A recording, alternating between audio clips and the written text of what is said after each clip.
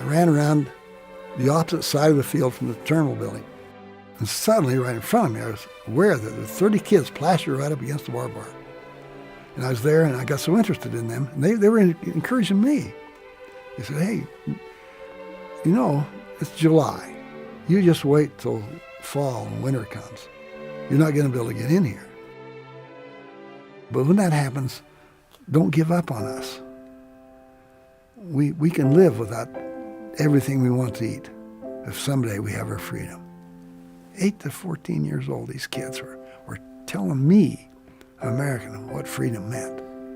I couldn't believe it. Little voice said, boy, these kids are unusual. How come? And I said, well, they know freedom's more important than flour. These kids had no gum, no chocolate for months, not enough to eat. And I suddenly realized that not one of 30 kids had put out their hand, or by voice inflection, triggered me to say, hey, these kids like some chocolate, dummy. That restraint, I couldn't believe that maturity, that not one would break ranks. And because it didn't, and when I realized that, it blew my mind. I reached in my pocket, and all it has 2 sticks of gum. Double mint, Wrigley's double mint gum. I said, try and give them that. You're going to have bloody noses. You're going to have a fight. Get out of here. But they didn't. They were asking for something, and then it was obvious. They wanted a piece of the wrapper. And the guys and gals that got half a stick of gum tore off the outer wrapper and the tin foil and passed it to the other kids. And the kids that didn't get any gum took that piece of paper and held it up to their nose and smelled it and smelled it. Just the smell on a piece of paper. I just stood there dumbfounded. I just couldn't believe it. I said, boy, I got to do something for these guys.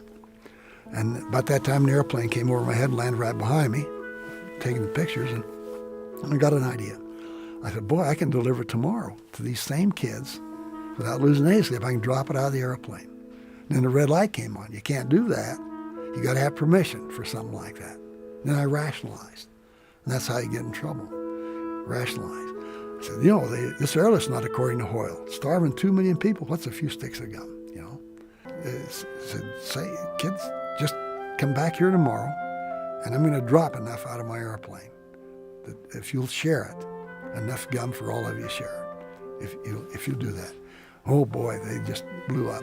Jawohl, jawohl, jawohl, we'll do it. And so I started running. I said, wait a minute. And I said, what's the matter? Got to know what airplane you're in. Every few minutes an airplane comes in. We can't watch them all. Tiny package. Got to know the airplane. I told the kids, when I come over the airport first, I have to come over a beacon over the airport. When I come over that at first, if you can see me and not in the clouds, I'll wiggle the wings of that big airplane. When you see the 4-engine airplane wings wiggle, that's got the stuff. Just watch that one airplane. So I went back to Rhine Mine. I went to the base exchange, bought all of it, candy and chocolate and gum I could. And then went to my co-pilot engineer. I said, "Got to have your ration." They gave it to me. Had candy bars and gum, big double handful. Boy, that's heavy. And I smelled that. I couldn't wait to get back. And by hitting the head with that going 110 miles an hour, make the wrong impression. Could be going fast right over their heads, about 100 feet in the air. And then I got the idea to put handkerchief parachutes on it. Next day, about forenoon, still a good day.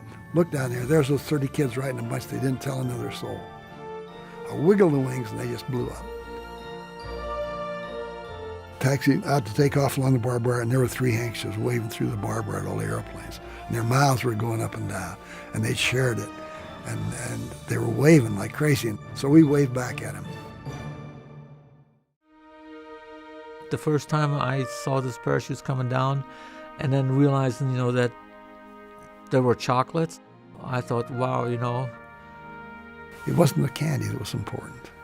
What was important was that somebody in America knew I was in trouble, and somebody cared.